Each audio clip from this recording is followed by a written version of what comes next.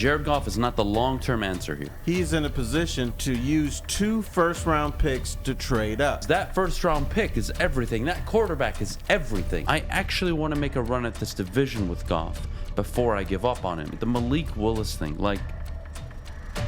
Malik Willis? Well, we want him number 2 overall. You get the best player at that position. That's what your job is. Before we continue the Jared Goff conversation, I have a legitimate question for you regarding Brad Holmes. Okay. I believe we both like him a lot. Yes. I think we both respect him. I think we both believe and can see he's doing a very good job so far. And we've had this conversation. Already the best GM in Lions history, not even close. Sad, but the truth. Bam, you're learning. I love that. But what are the 2 decisions, if I were to ask you, what are the 2 decisions you can't mess up as a GM? Coach and quarterback. Has he made those decisions yet? He has not. And my question to you is, when does he pull the trigger? And not on the coach, because I'm not even concerned with the coach right now. But I think we all agree Jared Goff is not the long-term answer here. That is correct. I think Brad Holmes would tell you that if he's away from the cameras, and I think he would agree with that. And the question I have regarding the situation at quarterback is, what is the realistic expectation and timeline for Brad Holmes to pull the trigger? Whether it's trading up or allowing a quarterback to fall to him, where he moves and gets his quarterback in the first round of an NFL draft. 11 months from now. So this upcoming draft. Brad Holmes needs to identify where first of all, I'm not convinced he's going to do it with a rookie quarterback. Because rookie quarterbacks, you're going to lose that first year. And so if the Lions progress like people believe they are, he may go with a vet. He may try to find a vet. He may try to pull a trade. He may try to sign a free agent. So I'm not 100% convinced it's going to be a rookie quarterback. I think it's going to be, but wouldn't bet the house on it. Now, here's what he needs to do. He needs to figure out, first of all, we got to let the season play out. We don't know how good or bad the Lions are going to be. We don't know what their draft position is going to be. But he is in a position, if the Lions are pretty good, he's in a position to use 2 first-round picks to trade up. And he may not get the number 1 quarterback, but maybe gets the number 2 or number 3. Whatever it is, 1, 2, 3, or 4, as long as it's his quarterback, right? Correct. Because he's making that investment. And, we'll get to this later with the whole Stephen Ross Miami Dolphins issue and how they had a first-round pick taken away from him. But that matters, man. Imagine the Bengals without a first-round pick last season. Mm-hmm. They wouldn't have Jamar Chase. Imagine the Lions without one when we drafted Penei Sewell. Right. Like that. And Aiden Hutchinson. We'll get to that later, but the point is that first-round pick is everything. That quarterback is everything. You need a quarterback. And when he pulls the trigger, I'm with you. I think it's this draft. Having said that, though, I think there is a 2-year runway for him to make that decision.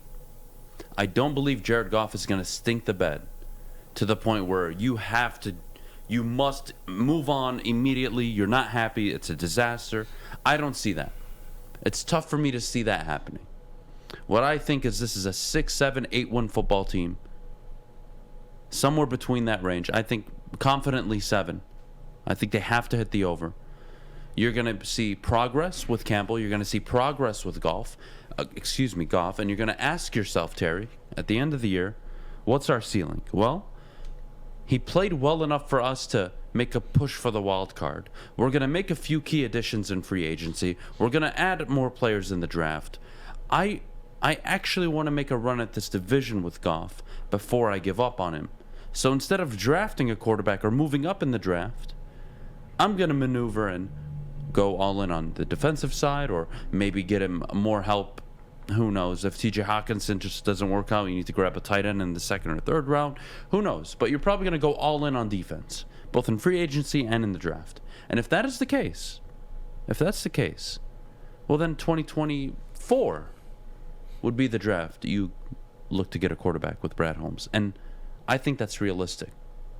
I could totally see a scenario where at the end of the year, Terry, the conversation isn't we're running Jared Goff out of town or we need a franchise quarterback. The conversation is we want a franchise quarterback. We need one. Will there be one available to us in this draft? And if there isn't one, I think they have the runway with this team to address it in 2024. But the big but in that is if you take him in 24, there's no sitting him for a year. He goes out and plays.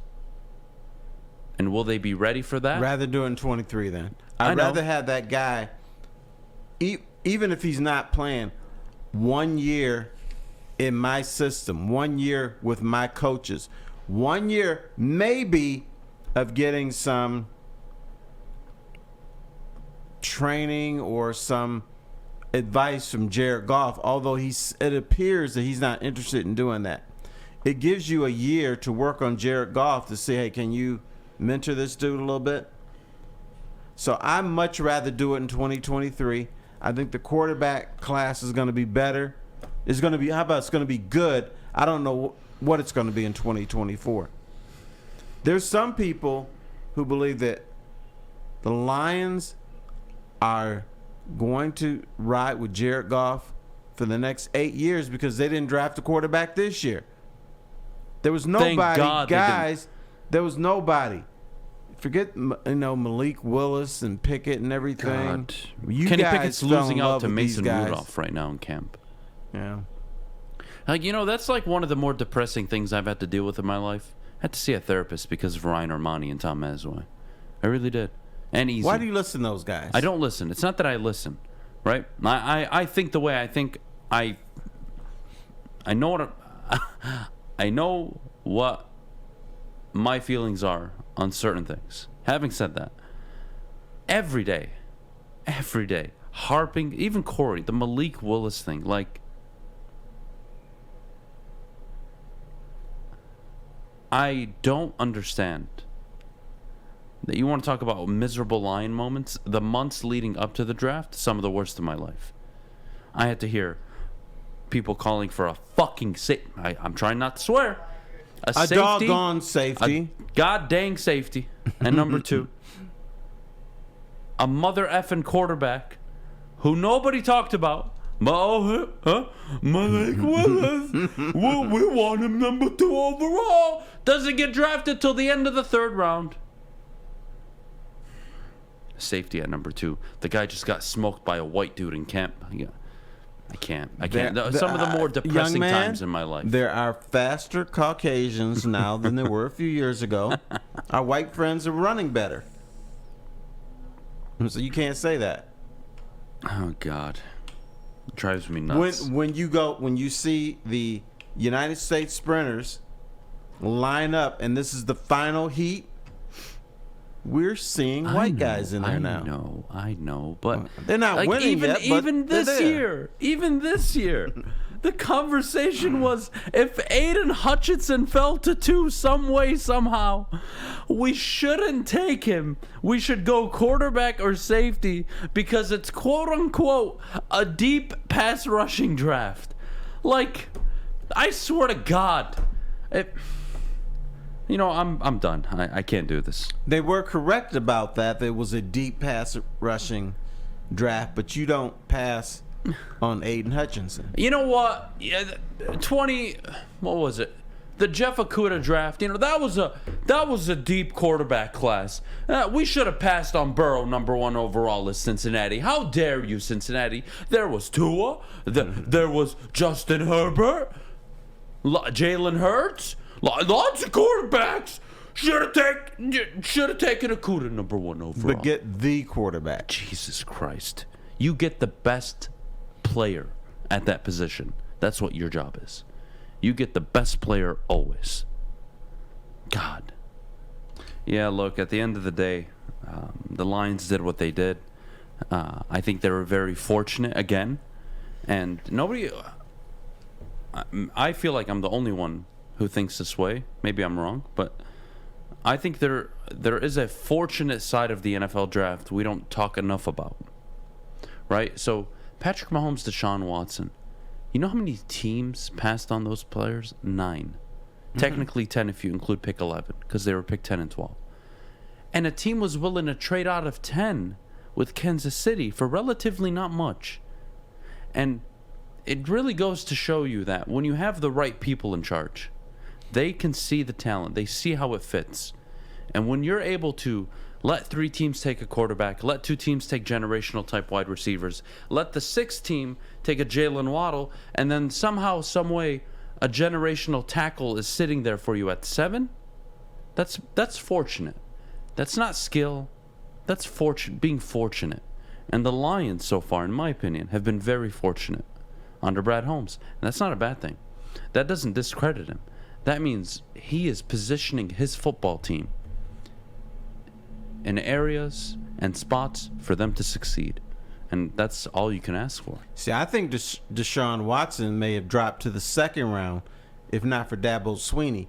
Dabo Swinney was getting all these calls from NFL teams, and essentially they were telling him they didn't think he could perform at a high rate in the National Football League. So Dabo Swinney came out and said, guys, you're wrong. He's a generational player. He's going to be the Michael Jordan of the NFL. And he still fell a little bit, but I think that stopped the slide for Deshaun Watson into the 2nd. I'm not going to say 3rd round, but at least the 2nd round. Yeah. Because NFL was like, he's a running quarterback. His arm's not that good, blah, blah, blah. Dabo said, you guys are wrong.